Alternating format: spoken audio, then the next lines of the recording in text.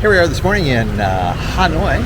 Spent last night, yesterday was a travel day, and we're staying at the Imperial Hotel and Spa. In the old town. In the old town, and 2 nights here, and works out to about $90 a night. So it's a very nice hotel right here in the middle of the old town.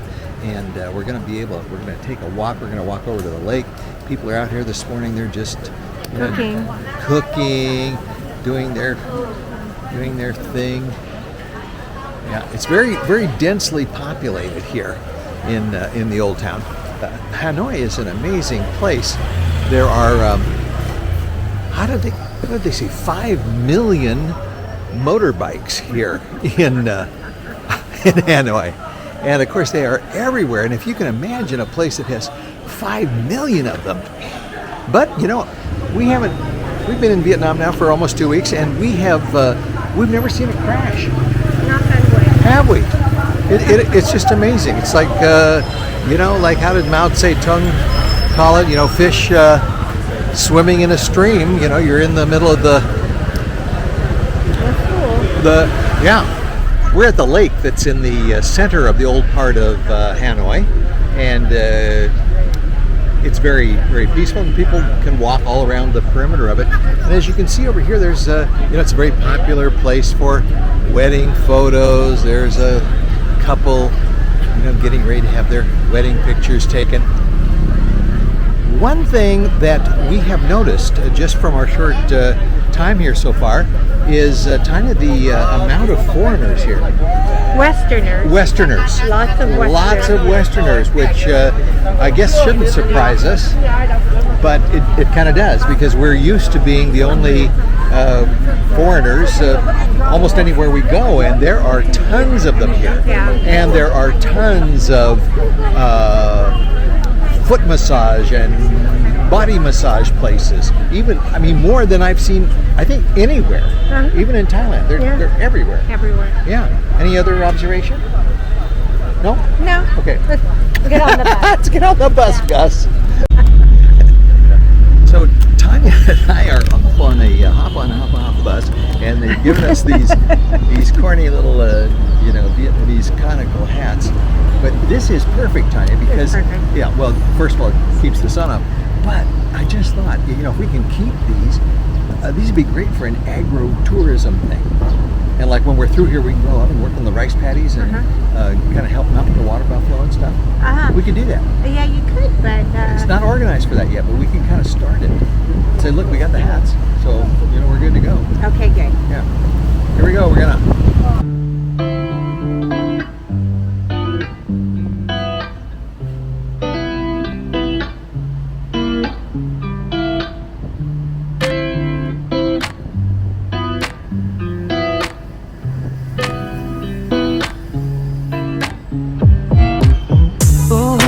Taking a ride to Johnny Lake 눈치 보면서 들어가야 할 때 찾아 나머진 바빠 개설레임 바꾸는 사람들 시간만 지나가 자신감 가지고 해와 그냥 천천히 들어가야 해 어쩔 때는 무작정 들이밀기만 하지만 그런 거랑 차이가 있어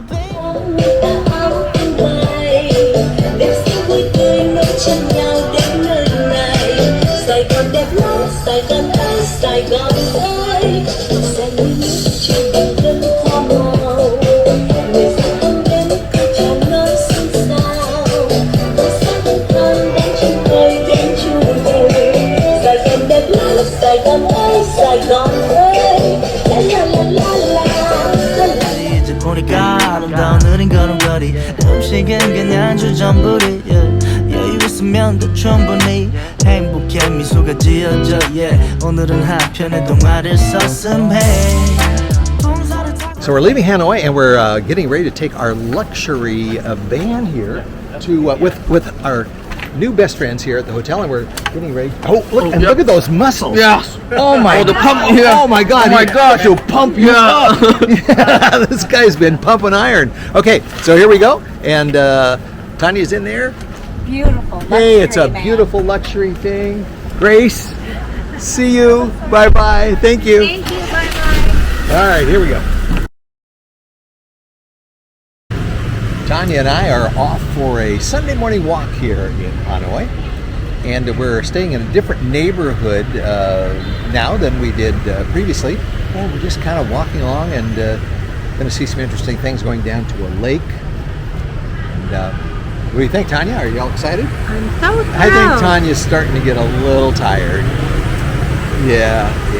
But the next 4 days, we're going to be staying at a luxury resort. So Tanya can we both can just kind of hang out.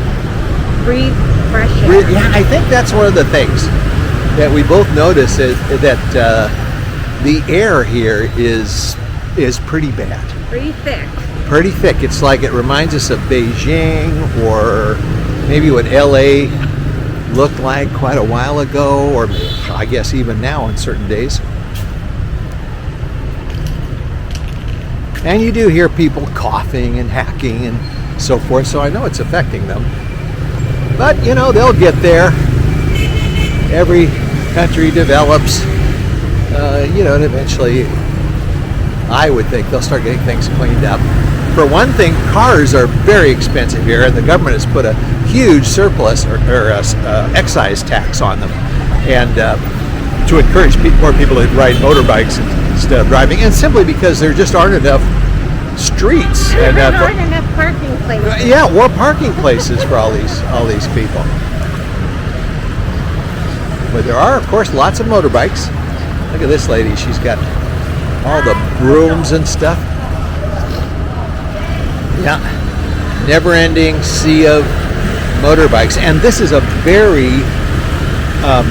sparse day because it's a Sunday morning, and there's just not much. The regular workday, the traffic is not as much. One thing about this particular area of Hanoi, once you get out of the old quarter, which are these very narrow streets where everything is just crammed in, and including lots of tourists and pedestrians, and you have to walk actually in the street because there's just not much room.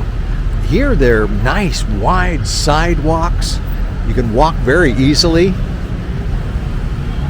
So it's just a wonderful day. I'll bet some of this, Tanya, some of this pollution is going to burn off.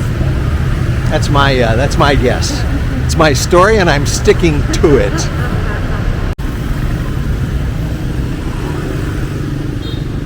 So we found this little pedestrian street here. Looks like some of the shops are open. Reminds me of the little areas in Korea that doesn't it, Tanya? Yeah, like Jongja, close to where we were. There's the Women's Publishing House. It's Bookstore Street. Yeah, this is great. I can't read any of them, but if I was Vietnamese, it'd be wonderful. And Tanya, look here. Here is the National Political Publishing House. So I bet you we could get some really, if we could read it, some really unbiased information in here. Power to the people. In here's all these young Vietnamese women. They're all dressed up today, and they have flowers. Oh, they have flowers, and they're having their pictures taken, and it's just great. Oh, look at this beautiful girl. Isn't that great? Good morning. Hello. And here we go. Knowledge is power. Let knowledge serve the city. Knowledge is good. Animal House. One thing that Tanya and I have noticed about people here in Hanoi and people in Vietnam in general is that they're so friendly. They're very, and I'm not talking about just like hotel people or something that are supposed to be friendly. I mean, just generally people, on the street. Hello. They always say hello. They obviously know we're foreigners, and I think they're even friendlier in areas where there aren't too many foreigners. Like, we haven't seen any foreigners. Not here. No, not where we are now. I think they. What? Not this part of town. Not this part of town, yeah, because we're over by the train station, and it's just another part of town. There are some. We noticed the Australian ambassador's house. We just saw the Uruguayan ambassador's house. So it's a nice area, but Anyway, it's just not the really crowded and really touristed area of the old quarter. Oh, the other thing that I was thinking of is that it's so funny in Saigon, Ho Chi Minh City. They talk about how it's so much different in Hanoi, that people are they're more serious, they don't smile as much, not so friendly, and so forth. But I don't think that's true at all. Yeah, I think it's just kind of a natural city bias, and I wonder what the people in Hanoi think about the people in Saigon, that they're shallow and overly friendly or something. I don't know. I really can't tell the difference too much. But I'm a foreigner, so what do I know? Tanya and I were just talking about the air quality here in Hanoi. We went out for our morning walk and actually had to end it a little bit early because it was really bothering Tanya. And then I came back here and just had a big sneezing fit. Anyway, we checked the air quality index for Hanoi, and today it is a 165. The air quality index, the higher the number, the worse it is. And at 165, it's rated as unhealthy. It's in the red zone, and wear a mask. We thought, well, let's compare that to other places. So we compared it to where we live outside of Knoxville, and where we live, it's 13, which is very healthy. We compared it to Las Vegas, which was Healthier than Henderson. Where we lived next to Las Vegas, but that was about 51, something like that. So anyway, this is something that we hadn't really previously considered when we were talking about possible retirement locations. Yes, could you retire in Vietnam? Yes, of course you could. You could retire anywhere, but there's a lot of factors to consider, and one of them, of course, would be with the air quality, and depending where you are. It may just be a temporary inversion or something that's going on right now. Tanya is very skeptical of that. Okay, so there you have it, air quality from Hanoi.